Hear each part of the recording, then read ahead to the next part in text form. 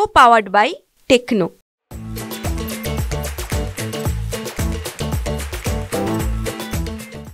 राष्ट्रवादी शरद पवार गटातले माजी खासदार आपल्यासोबत डॉक्टर अमोल कोल्हे साहेब आहे। सर, काय सांगाल? नितेश राणेंनी वक्तव्य केल्यानंतर आता या वक्तव्यावर राष्ट्रवादी अजित पवार गटाने निषेध व्यक्त केला आणि त्यांनी सुनील तटकरेंनी असं सुद्धा म्हटलंय की नितेश राणेंना निषेध करायची ताकद फक्त राष्ट्रवादीची जास्त त्यांनी म्हटलंय।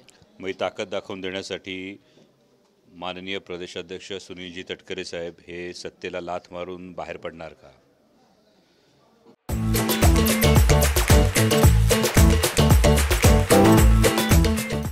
म्हणजे मला तरी वाटत नाही की नुसतं तोंडाची वाफ दवडून काही फायदा नाही आहे। जर छत्रपती शिवाजी महाराजांचा अवमान जो कोणी करत असेल अशा पक्षाच्या मांडीला मांडी लावून बसण्यात काय अर्थ आहे? सत्तेला लाथ मारून त्यांनी बाहेर पडलं तर निषेध करण्याची ताकद कोणात हे कळेल।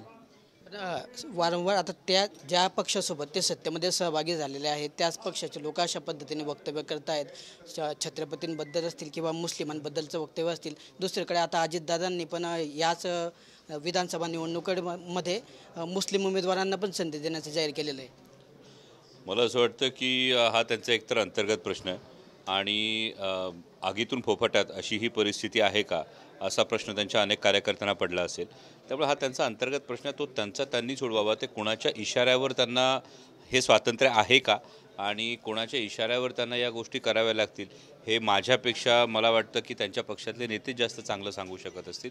आणि राहिला प्रश्न भारतीय जनता पक्षाच्या अशा पद्धतीनं सातत्यानं ही वक्तव्य करण्याचा, छत्रपती शिवाजी महाराजांचा अवमान करण्याच्या संदर्भातली ही भूमिका भारतीय जनता पक्षाची ही महाराष्ट्रापासून लपून राहिलेली नाही आणि महाराष्ट्र भारतीय जनता पक्षाला ही जागा दाखवून दिल्याशिवाय राहणार नाही। मावळमध्ये जे आहे भाजप घड्याळाला नाही तर तुतारीला मदत करणार आहे असा दावा सुनील शेळकेंनी केला आहे। काय वाटतं तुम्हाला? कुठंतरी नाराजी असेल?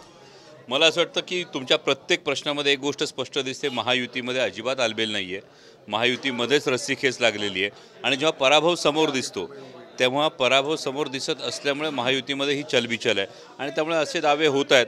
तर हे दावे एकच गोष्ट अधोरेखित करतात की महाविकास आघाडीची सत्ता येणार ही काळ्या दगडावरची रेघ आहे। महाविकास आघाडीची सत्ता येणारी काळ्या दगडावरची रेष आहे असा विश्वास या ठिकाणी अमोल कोल्हे यांनी व्यक्त केला आहे। Camera person Prasad Pawar, Kishor Patil, TV9 Marathi, Jalgaon. Co-powered by Techno.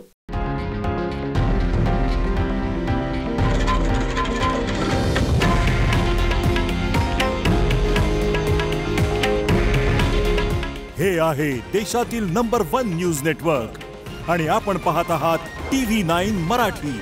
काळजी तुमची, हित महाराष्ट्राचं।